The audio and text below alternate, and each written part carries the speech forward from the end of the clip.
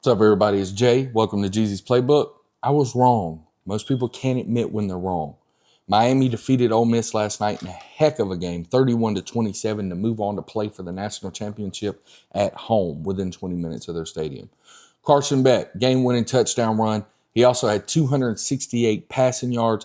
Miami dominated the time of possession. Miami had the ball for 41 minutes and 22 seconds and only allowed Ole Miss to have the ball for 18 minutes and 38 seconds. While Miami dominated the time of possession and rushing at 191 yards, Ole Miss had 277 passing yards from Trinidad Chambliss. Despite Ole Miss's efficiency, 6.6 yards per pass versus Miami's 5.2 yards per pass, they ran fewer plays. Ole Miss ran 60 plays, Miami ran 88. They stayed on the field and they controlled the flow of the game. Miami had 10 penalties. Ole Miss had the inability to convert on second down. 20% conversion rate. They went 2 for 10. 2 for 10. Yeah. Total yards, Miami had 459 to Ole Miss's 398. It was 268 passing for Miami, 277 for Ole Miss. Rushing was in the favor of Miami, like we said, 191 to 121. Did not help that Kewan Lacey had 75 of those on one long run and then ended up having a hamstring injury and did not play until the third quarter.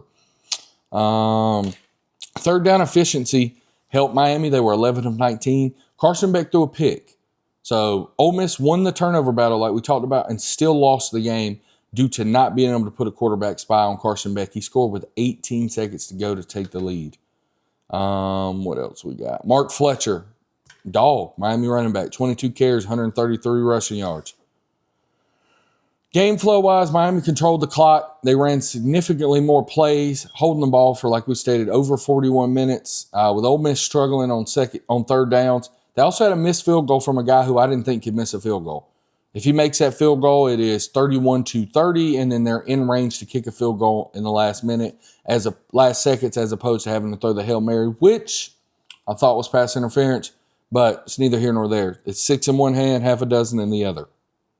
4 lead changes in the fourth quarter.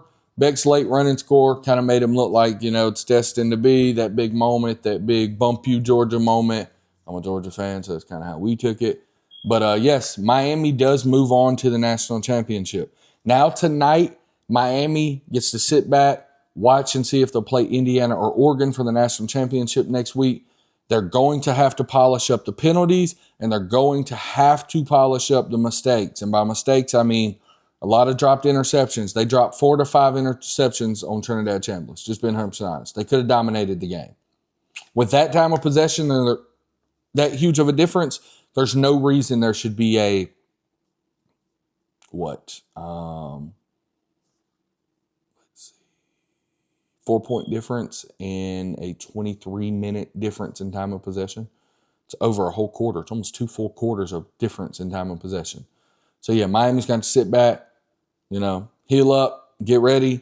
Whoever they play will be a great national championship. Who do you think it doesn't really matter. By the time I post this video, it's going to happen tonight. Then we'll dive into that into another video. Miami moves on. Once again, thank y'all for comment, subscribing. The TikTok is at WestGeezyJ, WestGeezyJay. Instagram is GEEZYS_playbook. Thank you all for everything. Another 1 million views this month. I appreciate y'all.